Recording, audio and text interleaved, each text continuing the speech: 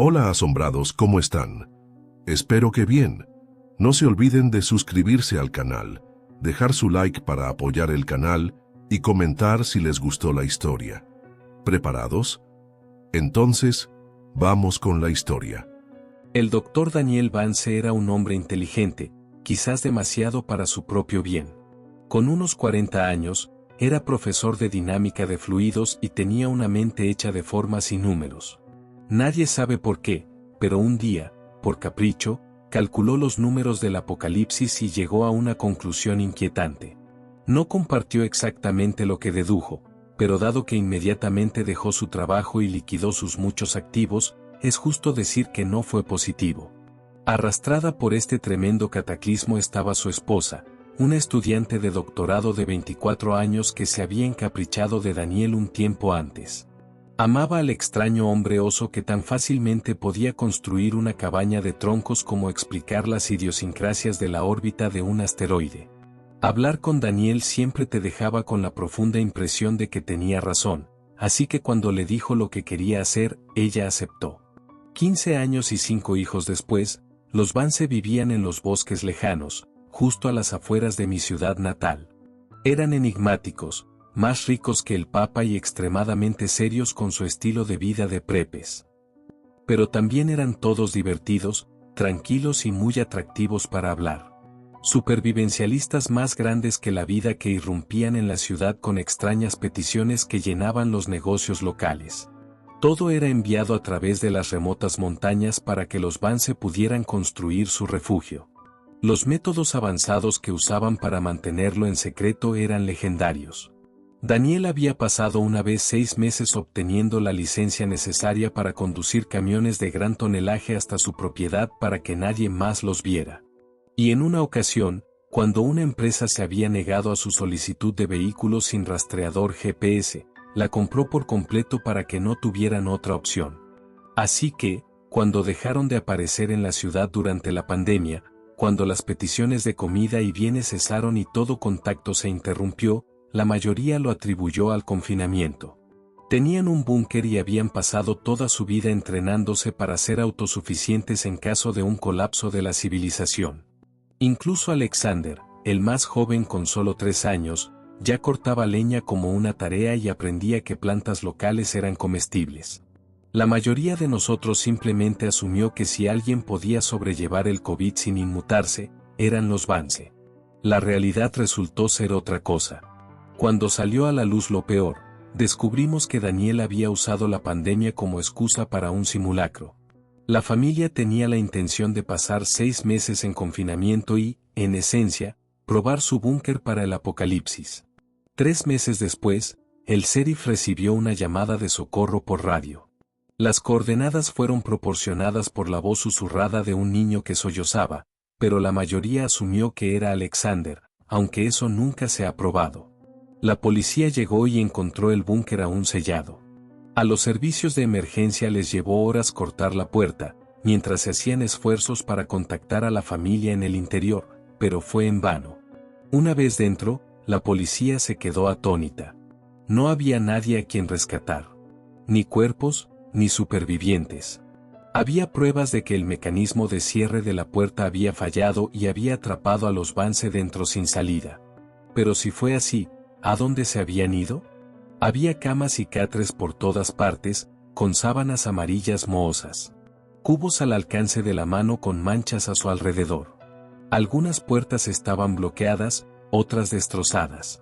Incluso había pruebas de una cuarentena improvisada y en algunos lugares, lo que parecía violencia. La policía, generalmente una fantástica fuente de chismes, no se mostró dispuesta a hablar hasta que el pueblo exigió respuestas y el sheriff se vio obligado a ofrecer solo un esbozo. Un brote de una enfermedad transmitida por el agua había afectado a los Vance poco después de que se encerraran y no pudieran buscar ayuda. Los rumores de contagio eran exagerados, alimentados por el aumento no relacionado del COVID. Cualquiera que fuera el contaminante que había matado a los Vance, era de naturaleza no orgánica. Pero no había necesidad de entrar en pánico. Los seres queridos de los Vance habían sido notificados. El búnker iba a ser demolido y podríamos dejar atrás esta terrible tragedia. Por supuesto, todavía teníamos preguntas. 1.000.000 de ellas. ¿Por qué la familia no había pedido ayuda? Tenían radios, computadoras y teléfonos inteligentes. Eran supervivencialistas, no Amish. ¿Y dónde estaban? ¿Qué pasó con sus cuerpos? ¿Por qué simplemente no se habían ido? Gritamos estas y más preguntas en la reunión del pueblo, pero la policía simplemente se negó a comentar. Para la mayoría de nosotros, la excitación duró 1 o 2 semanas más, hasta que nos dimos cuenta de que no íbamos a obtener respuestas pronto. Además, la pandemia estaba en pleno apogeo y la mayoría de nosotros tenía otras cosas de las que preocuparse. La trágica historia finalmente se desvaneció hasta que fue solo una de esas cosas horribles en la historia del pueblo de las que no hablábamos. Yo era tan culpable como cualquiera de simplemente olvidarla. Ciertamente, nunca esperé encontrar el búnker allá afuera en el bosque, con las cintas de policía desvanecidas aún en la puerta que colgaba de par en par, con marcas de quemaduras alrededor de la cerradura. Se alzaba en el bosque como si alguien hubiera cortado un agujero en el tejido mismo de la realidad. La oscuridad era tan profunda y negra que casi dolía mirarla. Verla hizo que mi corazón se me encogiera. Irradiaba dolor. ¿Tiene eso sentido? Creo que una parte de mi cerebro reptil detectó detalles que no se me harían evidentes hasta que me acercara. Como las manchas de dedos ensangrentados que manchaban la manija, donde alguien había raspado furiosamente la cerradura sin éxito, y una pequeña ventana de visualización que había sido destrozada con un martillo que aún yacía cerca. Solo necesité vislumbrarlo para imaginar a la familia turnándose para pararse allí y gritar al bosque, desesperados por ser rescatados. En cualquier otra circunstancia, habría corrido, pero había ido allí buscando a mi perro y mi linterna reveló unas cuantas huellas de patas húmedas avanzando por el túnel de hormigón polvoriento. Medio bernés y medio collie, Ripley era el tipo de perro que tiembla en mis brazos cuando una tormenta sacude las ventanas y necesita que le sujeten las patas cuando lo cepillamos. Lo amo. No tengo mucha familia ni una esposa, ni siquiera muchos amigos, pero tengo a Ripley, y no podría haberme dado la vuelta e irme a casa a un apartamento vacío donde tendría que ahogar mi dolor en sollozos, como no podría agitar los brazos y volar. Era mi perro y lo había criado desde que era un cachorro, y no lo iba a dejar en esos bosques. Entré tras él. No sabía qué esperar, pero sabía que no sería bueno. Lo que sea que la policía hubiera encontrado, no solo habían mantenido la mayoría de los detalles mórbidos para sí mismos, sino que también habían mentido. El búnker no fue demolido ni siquiera sellado. De hecho, al mirar los ocasionales guantes de látex azules arrojados y 1 o 2 linternas rotas de la policía, parecía que las últimas personas en el interior se habían apresurado a salir. Dado que aquí era donde supuestamente 7 personas habían muerto, asumí que era trabajo de alguien limpiarlo todo, pero el pasillo parecía en gran parte intacto. Apenas a unos metros de distancia, la escritura maníaca comenzó a cubrir las paredes. Los desesperados garabatos de un superviviente solitario, dejados allí para ser redescubiertos como pinturas rupestres.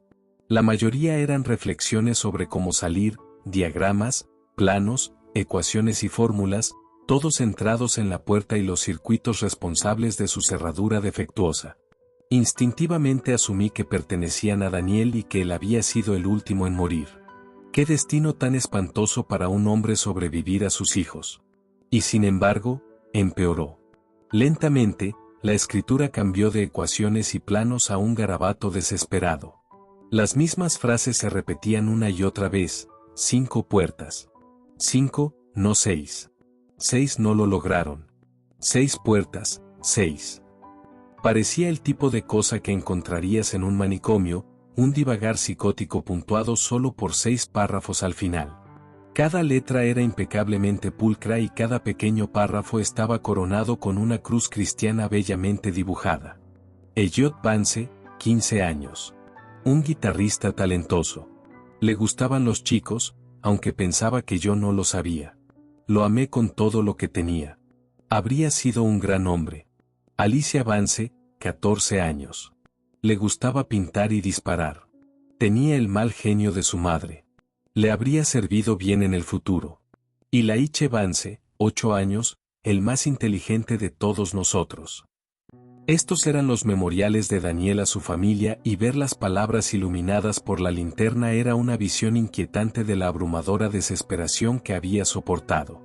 Debió haberse dado cuenta de que no tendría la oportunidad de hablar en el funeral de su familia o escribir sus obituarios.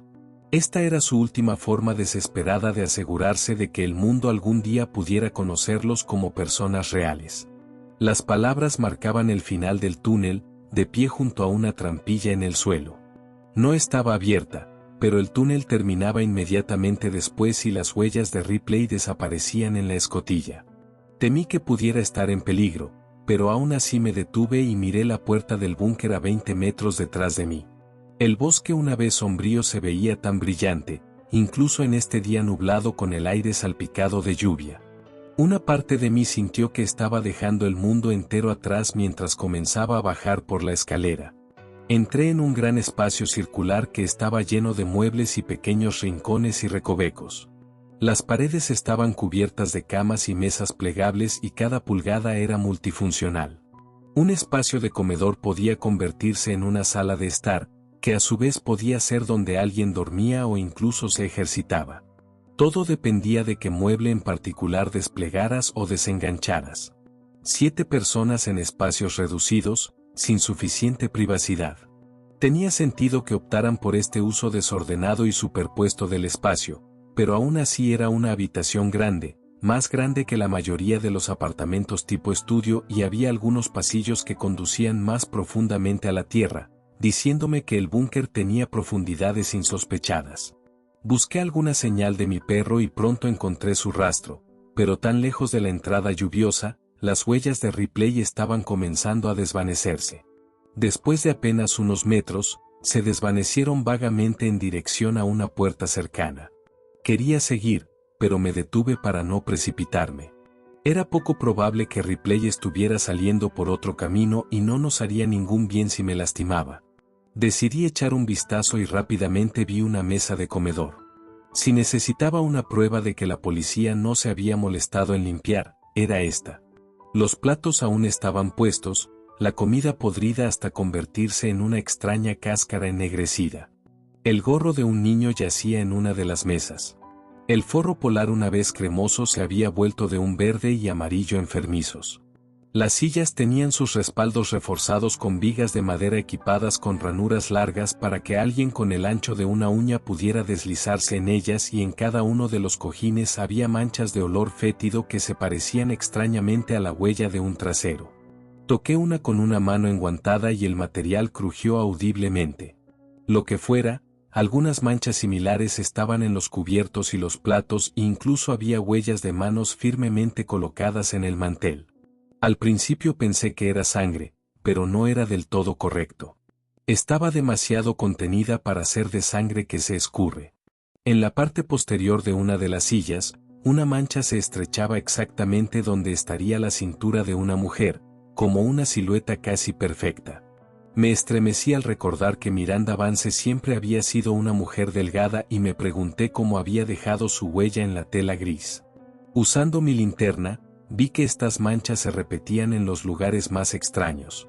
Sí, había algunas en las camas y mantas e incluso parches de suelo liso exactamente como cabría esperar en una habitación llena de gente enferma, pero ¿por qué una mancha en el suelo tenía un parecido tan extraño con un niño acurrucado en posición fetal? ¿Por qué la misma sustancia estaba por todo el control remoto de la televisión, en las estanterías y en los juegos de mesa también? Todo, desde los cojines del sofá hasta las cajas de DVD y las pilas de ropa sucia, estaba cubierto con el mismo material seco y amarronado que desprendía un hedor fétido a cobre. El rompecabezas me pareció particularmente desconcertante. Alguien había colocado otra mesa con 4 sillas, todas modificadas con el mismo respaldo que las de la mesa del comedor y se había colocado un rompecabezas con 4 pilas separadas, pero solo una estaba disminuida. El resto parecía en gran parte intacto, casi como si alguien hubiera repartido piezas para otras 3 personas que no tenían absolutamente ningún interés en seguir el juego. Tal vez Daniel había tratado de mantener la moral mientras la familia estaba enferma. Dios me ayude si eso fuera cierto. No pude evitar imaginar al pobre hombre sentado allí con sus seres queridos al borde de la muerte, tratando desesperadamente de animarlos a encajar sus propias piezas mientras se desvanecían y recuperaban la conciencia. Algo en esa habitación emanaba locura y cuanto más tiempo me quedaba allí, moviendo el brillante disco de luz de mi linterna de un detalle a otro, más quería irme. Una puerta tenía vigas de madera clavadas. Un sofá había sido parcialmente desmontado. Múltiples camas habían sido quemadas y todas las bombillas habían sido retiradas y puestas en una caja en la encimera de la cocina. Mirando el techo, finalmente tuve una idea de por qué la policía estaba tan segura de que los Vance no habían sobrevivido a pesar de nunca encontrar sus cuerpos. Pero alguien había metido un dedo humano en uno de los enchufes vacíos, casi como si esperaran que brillara al presionar un interruptor. ¿Qué tenía este lugar que había hecho que la policía se fuera y nunca regresara? Ni siquiera para tomar ese dedo y analizarlo en busca de signos de enfermedad o al menos para confirmar a quién pertenecía. Decidí que era hora de apurarme y encontrar a mi perro. La gente había muerto en ese lugar y, aunque no soy supersticioso, no puedo ser el único escéptico que ha hecho los cálculos en su cabeza y se ha dado cuenta de que no cuesta nada ser respetuoso con los fantasmas.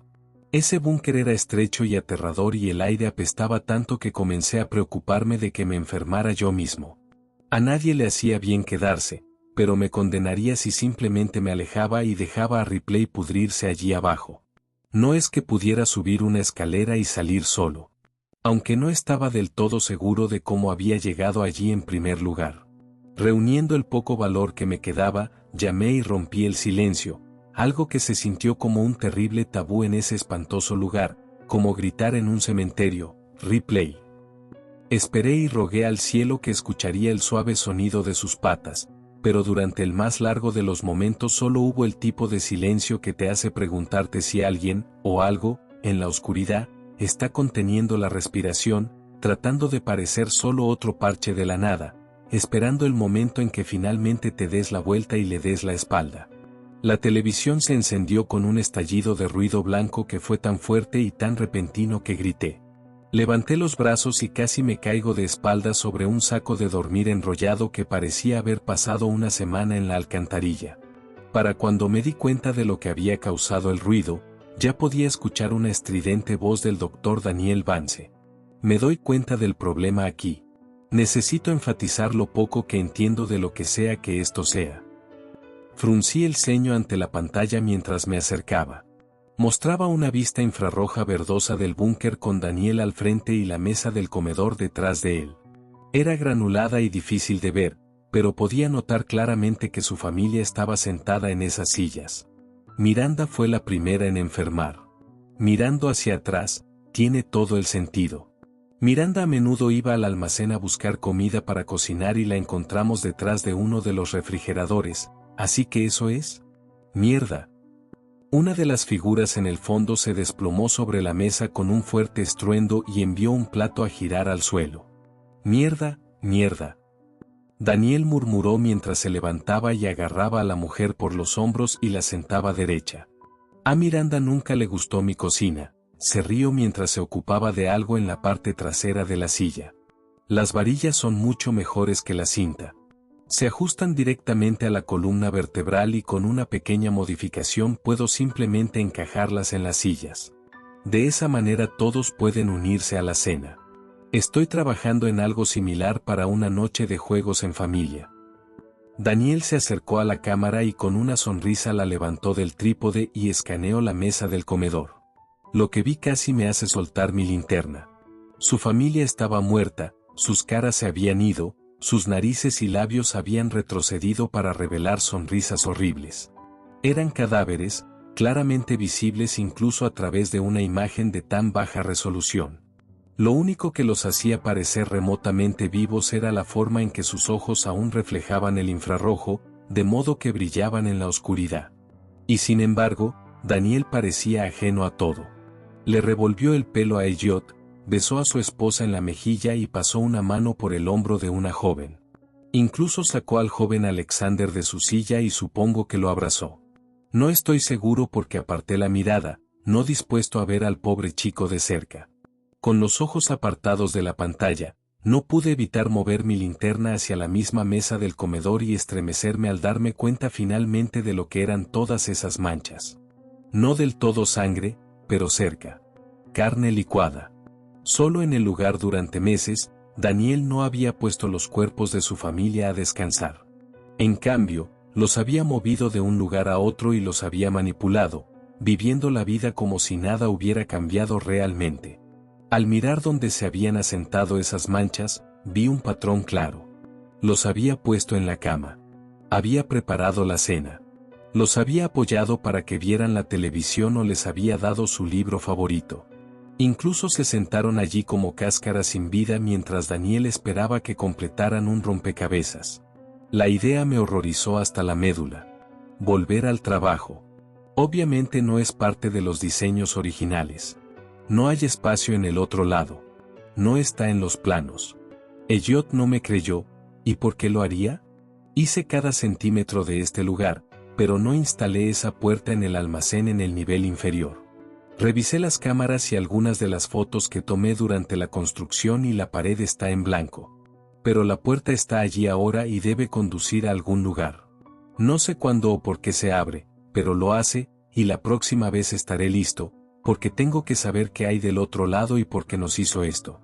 Solos allí abajo, a menudo, todos nos dormíamos a la vez. Cualquier cosa podría habernos cortado la garganta y terminar con esto, pero no lo hizo. Se tomó su tiempo y tengo que saber por qué. Se llevó nuestras radios y nuestras computadoras y teléfonos uno por uno, y ninguno de nosotros se dio cuenta hasta que fue demasiado tarde.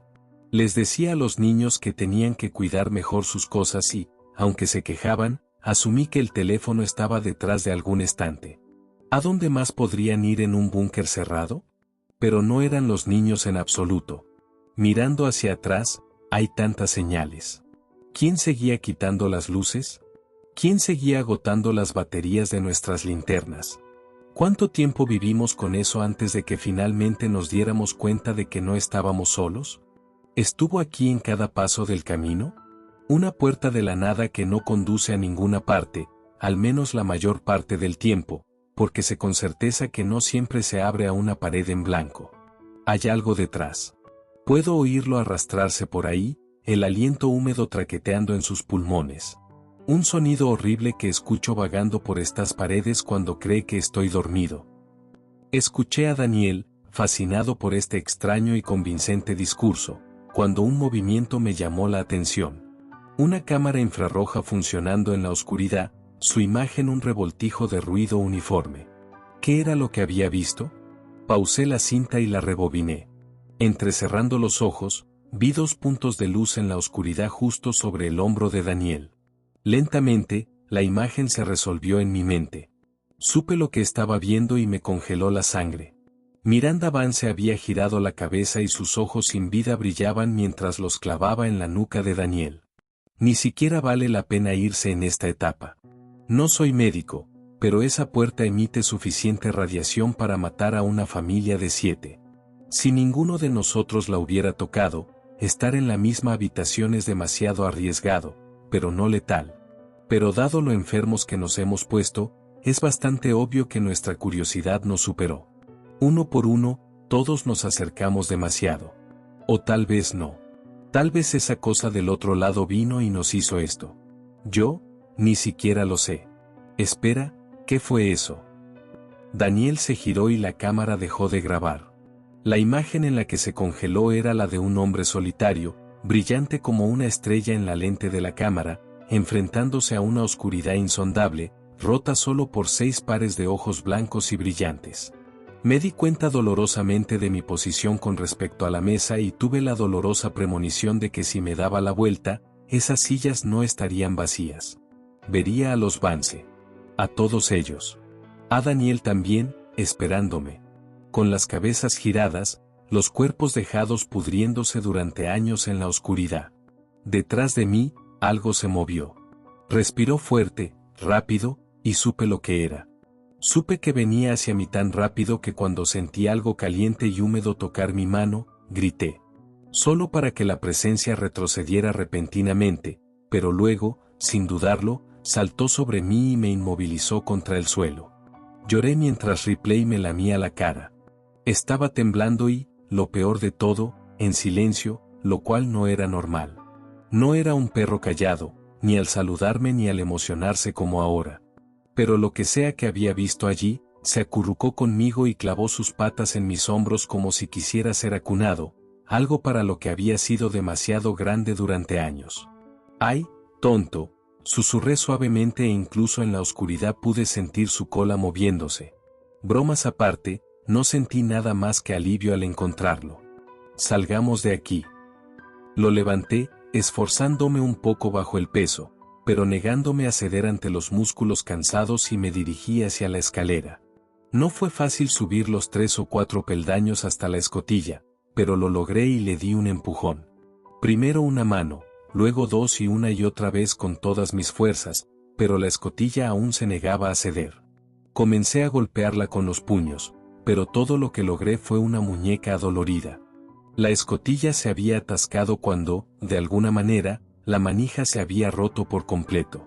Ahora necesitaría un par de alicates o algo para cortar la barra de metal que la mantenía cerrada. Mis dedos no podían moverla, ni tampoco podía abrir la escotilla con fuerza bruta. La barra de metal tenía 1 pulgada de grosor y, como mínimo, necesitaría algunas herramientas para acceder a ella desde este lado. Bueno, al menos es reparable, pensé mientras bajaba de nuevo y recuperaba el aliento. En una pared, noté un diagrama simple del búnker hecho con tiza. Tenía 3 pisos. El inferior era el almacén. Daniel lo había mencionado antes y noté que lo había tachado con una gran X roja. Y el piso superior estaba etiquetado como cuartos, donde yo estaba ahora. Pero el piso de en medio estaba etiquetado como talleres, y fue allí donde me di cuenta de que encontraría lo que necesitaba. Había una puerta que se abría a una escalera de hormigón y, parado en la cima, dirigí mi luz hacia las barandillas en espiral, inseguro de lo que esperaba ver. Solo había sombras duras y la sensación de algo fétido elevándose en el aire. Un olor que me hacía cosquillas en la garganta y me quemaba un poco los pulmones. ¿Había llegado la policía tan lejos? ¿Habían visto lo que yo había visto en esa televisión y simplemente se habían ido? De alguna manera, pensé que era poco probable que eso hubiera sido suficiente para hacer huir a todo el departamento del sheriff, así que, ¿fue otra cosa lo que lo hizo? ¿Algo que había sido suficiente para aterrorizar a docenas de hombres armados? Algo que casi con certeza estaba allí abajo. La puerta. Bajé en silencio. Al principio consideré dejar a Ripley atrás, pero después de perderlo la primera vez, decidí que preferiría arriesgarme solo para saber que estaba justo a mi lado. Además, estaba más callado que yo y no tenía muchas ganas de bajar esas escaleras solo. Me acompañó con solo el sonido silencioso de sus patas sobre el hormigón, un sonido que encontré profundamente reconfortante mientras apenas lograba evitar que mi linterna temblara en mi mano y mi respiración se mantuviera constante. Abajo, un piso, y encontré el taller. Exactamente como cabría esperar. Un gran espacio lleno de generadores, combustible y tanques de agua, calderas y calentadores y prácticamente cualquier otra cosa que necesitarías para sobrevivir, pero que no podías poner afuera debido a la lluvia radiactiva. Cables, tuberías y tubos corrían de un extremo de la habitación al otro e incluso años después, la mayoría de la maquinaria todavía zumbaba en la oscuridad total, una idea que encontré profundamente inquietante. Con solo una mirada a ese extraño enredo de formas duras y figuras industriales que se asomaban desde las paredes y el suelo, me estremecí y miré a mi alrededor, encontrando rápidamente una pequeña área que Daniel había acotado para su propio uso, alrededor de 1/5 parte del espacio total del piso.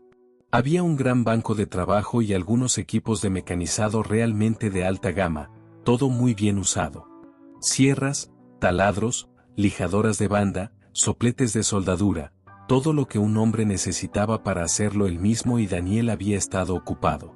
No estoy seguro de en qué había estado trabajando exactamente, pero había un brazo en el banco.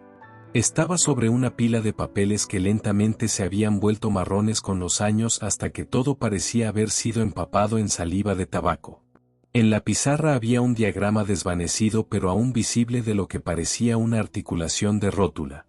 Pensé en la cinta de los pequeños mecanismos de Daniel para mantener a su familia erguida. Luego miré el brazo y reprimí una momentánea arcada.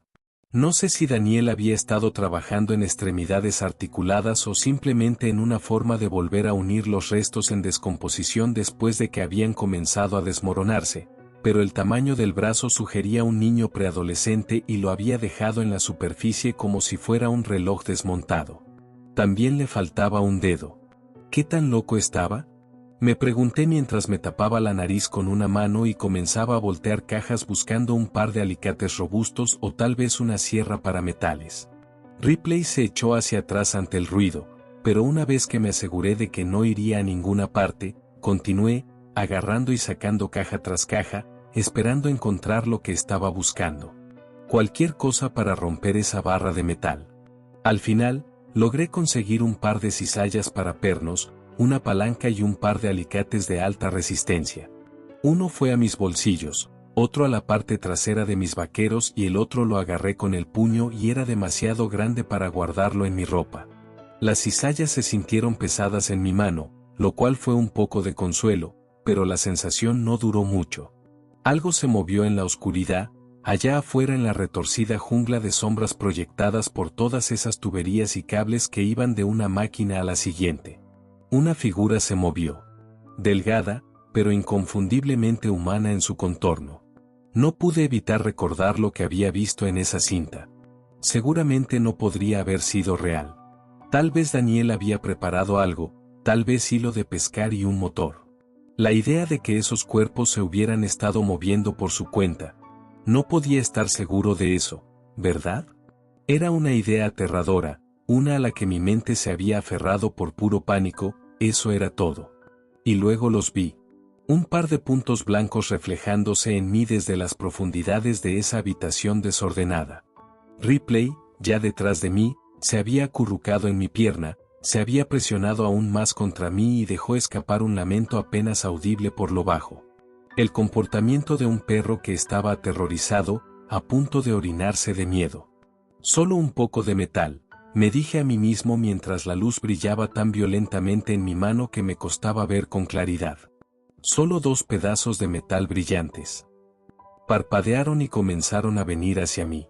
Si me quedaba alguna duda, se disipó al ver una mano blanca y pálida emergiendo a la luz. Corrí directamente a las escaleras y fui a subirlas, pero solo 1 o 2 escalones después, vi algo agarrando la barandilla en el piso superior. Un racimo mohoso de carne apenas reconocible como un puño. La carne se marchitó hasta que los dedos fueron básicamente hueso. Sin querer, levanté mi luz por costumbre y vi la cara hinchada de un cadáver sin pelo que me miraba. Ni siquiera podría decirle si había sido un adolescente o el Daniel de 60 años.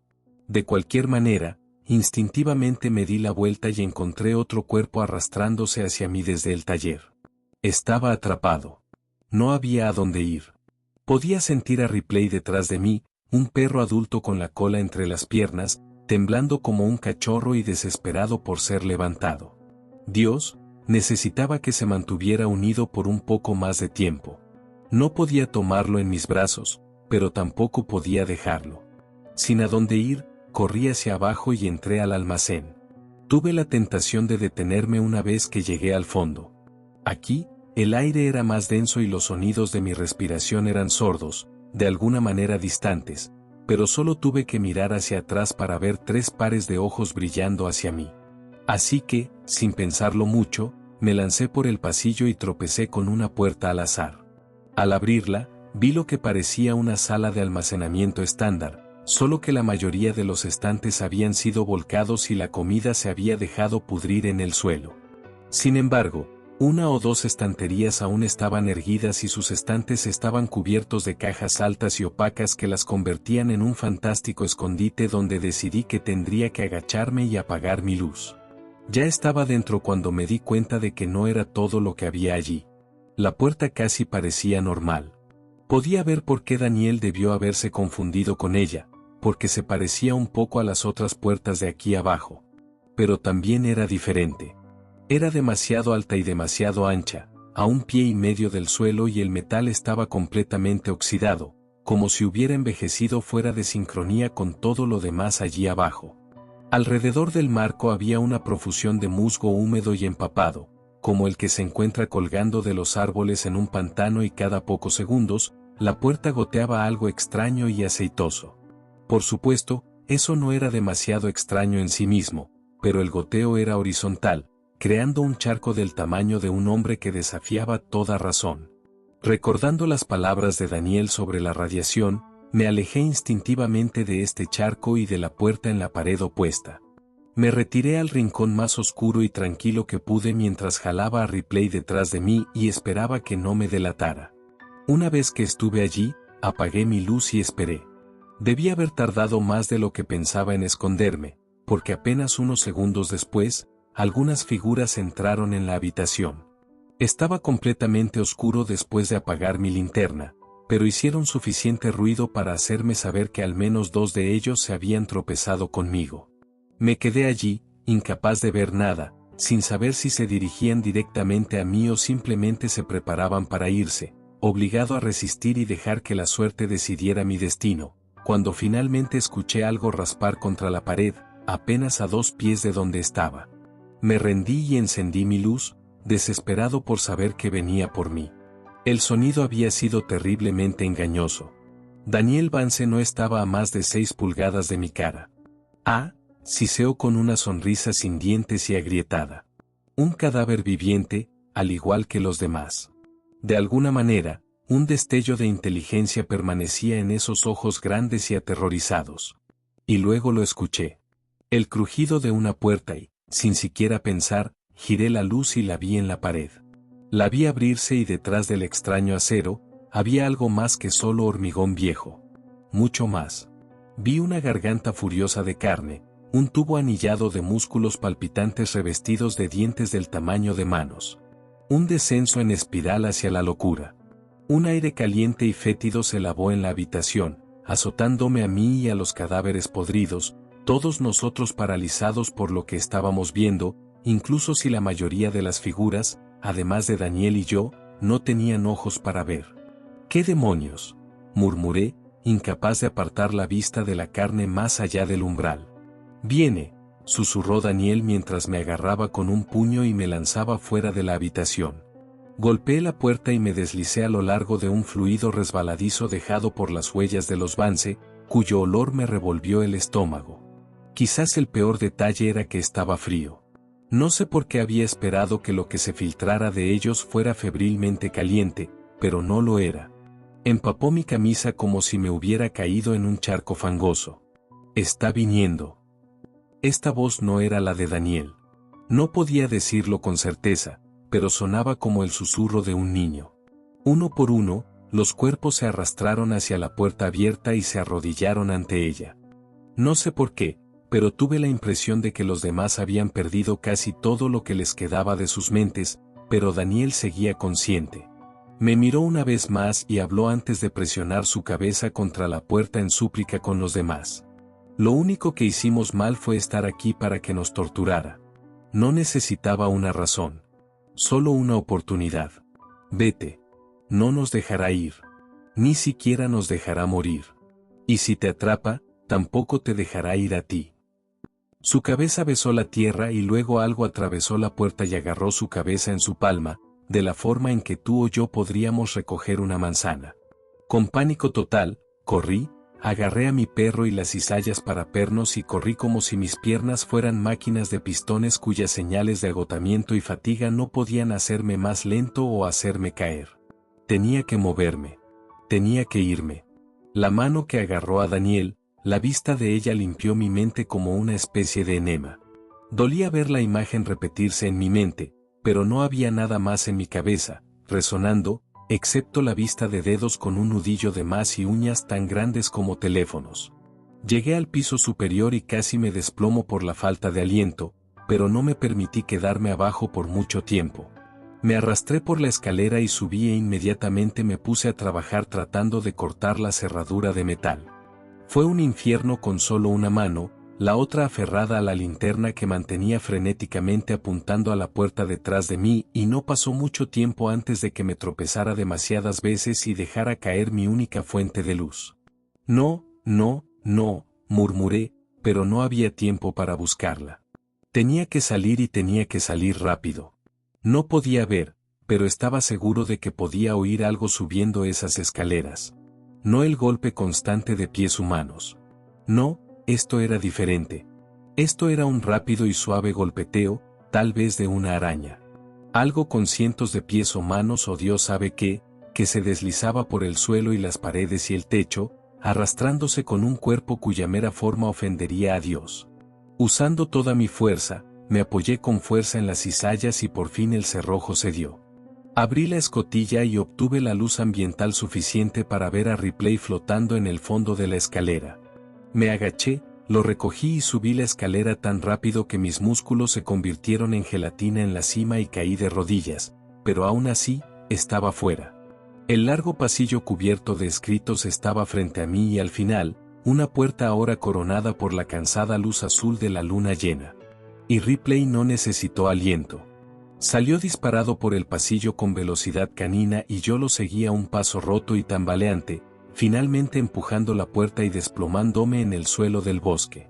Durante unos segundos, entré y salí de la conciencia, pero cuando levanté la vista y vi el dosel de los árboles moviéndose, las ramas retroiluminadas por una luna llena, me desperté de golpe y miré algo que me agarraba el tobillo. Una mano se había extendido desde la oscuridad y me había agarrado y me estaba arrastrando lentamente de regreso a la tierra de abajo.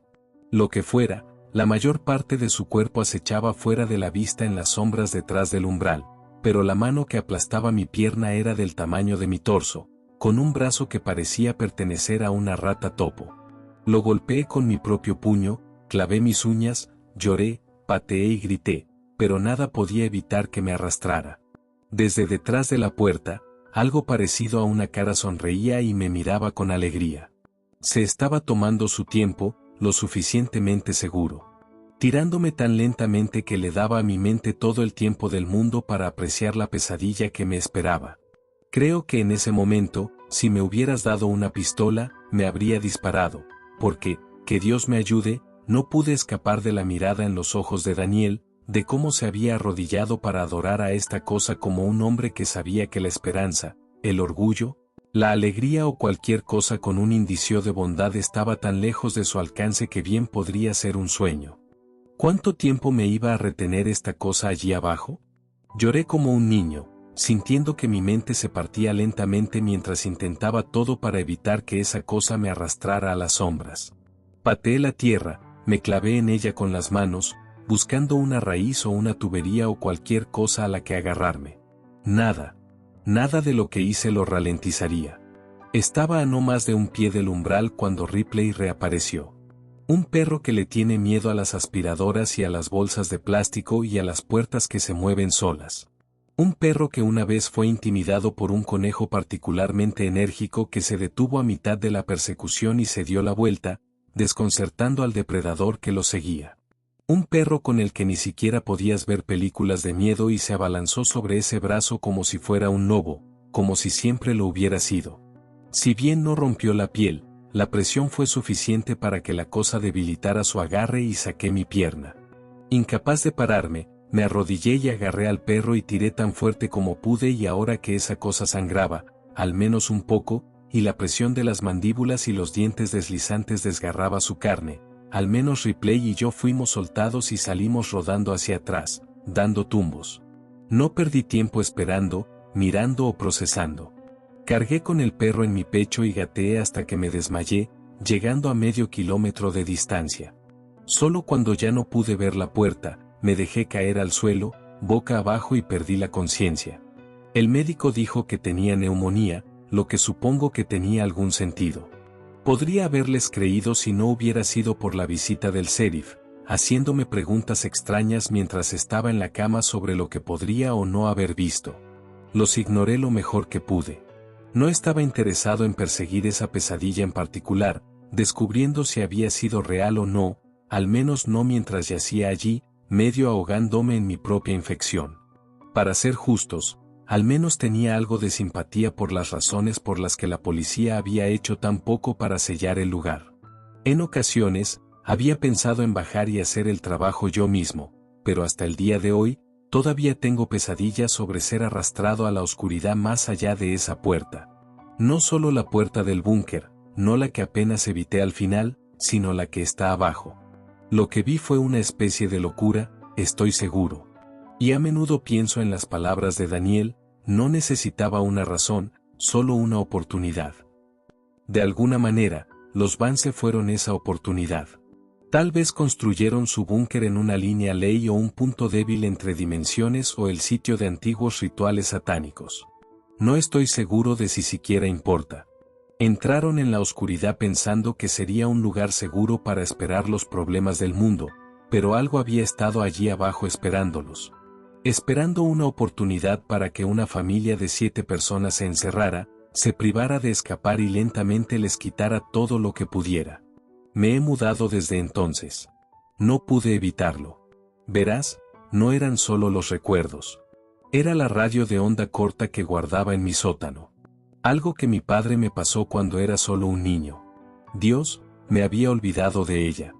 Al menos hasta que me desperté un día con el sonido de su estallido de ruido blanco en la oscuridad y enterrado en ese sonido estaba el débil susurro de un hombre, su voz apenas reconocible pero inconfundiblemente la suya. Vámonos, suéltalo, déjalos ir.